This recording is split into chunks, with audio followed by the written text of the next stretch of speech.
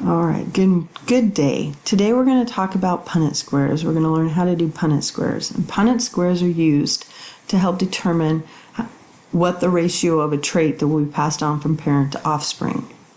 I want to review a little bit of vocabulary, do a quick review of what we've already talked about, and then I'm going to go into how we do Punnett squares. And you guys are going to do a worksheet packet to help practice doing Punnett squares.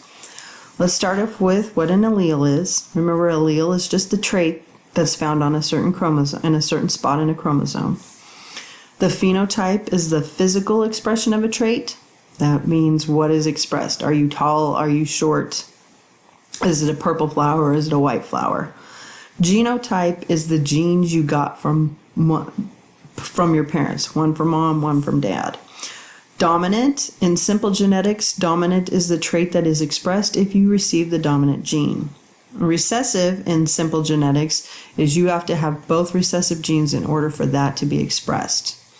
The two vocabulary terms you need to be familiar with, will make the Punnett squares much easier if you remember what they are heterozygous and homozygous. Remember that hetero means different, so heterozygous is going to be two different alleles. And homozygous is going to be two of the same alleles. So for heterozygous, you're going to have an uppercase and a lowercase. And for homozygous, you're going to have either two uppercase or two lowercase. And that heredity is just the traits that are passed on from parent to offspring. See how much you remember from last class. Who is the father of genetics?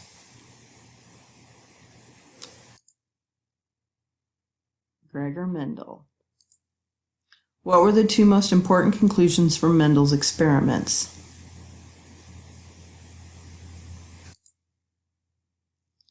The law of independent assortment and the law of segregation. The law of independent assortment just states that traits are independently passed on. They are not linked together. You may get hair color from mom and eye color from dad. That's what independent assortment means, that they're not linked together. They will independently be assorted. The law of segregation means that they will be passed on very randomly. It doesn't mean that dominant will always be passed on or recessive will always be passed on. It means that it's going to be passed on very randomly. What is an allele? It's the different forms of hereditary factors, or the traits. What are traits? They're a physical characteristic brought about by the expression of a gene or many genes. So it's what you see. It's the phenotype, your hair color, if you're tall, if you're short, if it's a purple flower or a white flower or a red flower. Those are the traits. What is an allele? An allele is one part of the gene on a chromosome. Alleles come in pairs where there is a counterpart on the complementary DNA. So you'll see that hair color is found in the same spot on the chromosome. Body height, same spot. That's what the chromosomes line up. When I say it's a homologous chromosome, that means they lined up and that you can find the counterpart adjacent from it. The allele is what carries the information for the trait. Example, blue eyes. There will be an allele for the trait of blue eyes. How can we use alleles to help determine what is dominant and recessive? Alleles are usually represented by letters. Dominant traits are represented by a capital letter, and recessive traits are represented by a lowercase letter. When you're doing a Punnett square, when you are choosing the letters you're going to use to determine your traits, you're going to use the same letter in simple dominance. So say you want to look for the trait for tall, you're going to use an uppercase T and a lowercase t. When you're choosing the letters you use in Punnett squares, it's best to use capital and lowercase letters that look different. So a capital S and a lowercase s look very similar. They would not be a good choice when you're setting up a Punnett square. Where a capital A and a lowercase a look different, they would be a good choice for setting up a Punnett square. Examples would be brown eyes are dominant and would be represented by the big B, where blue eyes are recessive and would be represented by the little b. We will discuss how eye color is actually done later, but for this, we're just going to use simple genetics. So how do we predict traits? The value of studying genetics is understanding how we can predict the likelihood of inheriting particular traits. This can help plant and animal breeders in developing varieties that have more desirable qualities. It can also help people explain and predict patterns of inheritance in family lines.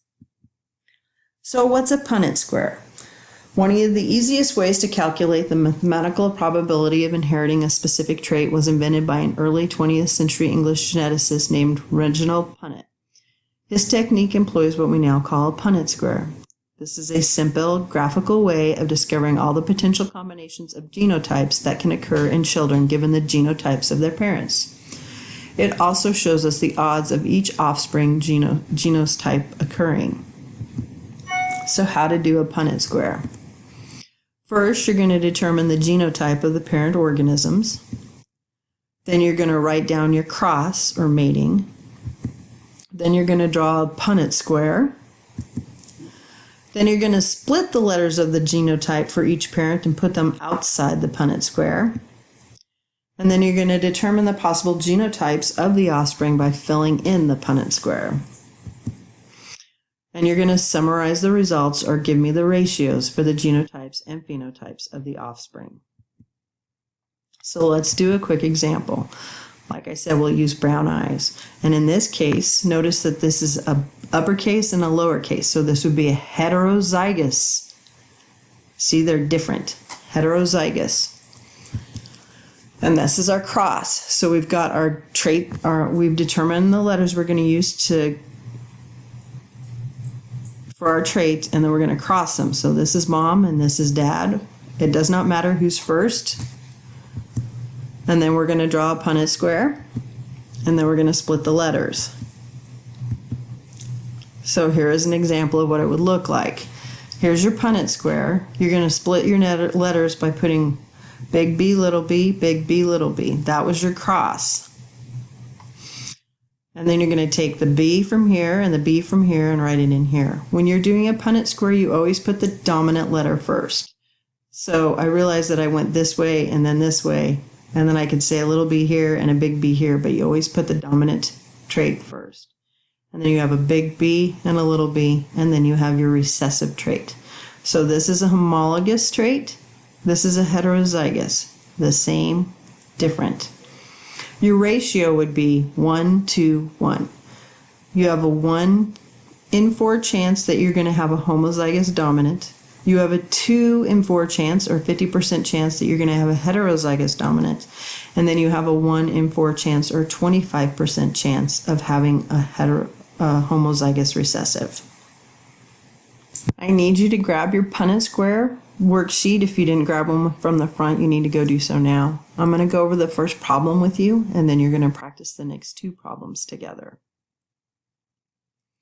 So, question number 1. Cross a pure breeding homozygous tall plant with a pure breeding homozygous short plant. Tall plants are dominant to short plants.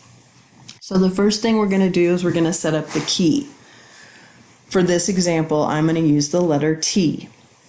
So a big T would equal a tall plant, and 2 little t's would equal a short plant.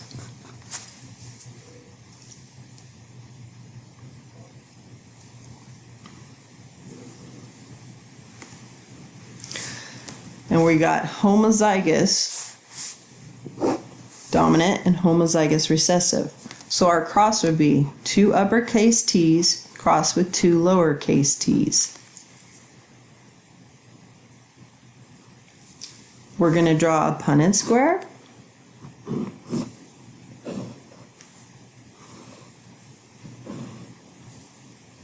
And we're going to take the 2 uppercase t's and the 2 lowercase t's.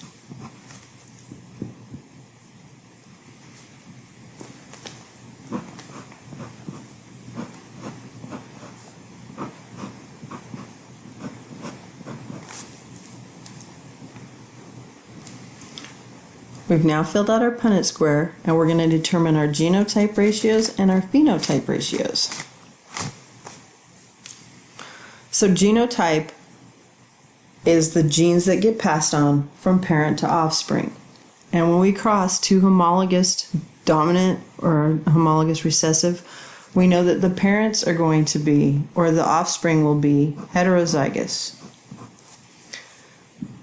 And we have 4 of them, so we have a 4-to-0 ratio of having a heterozygous tall plant.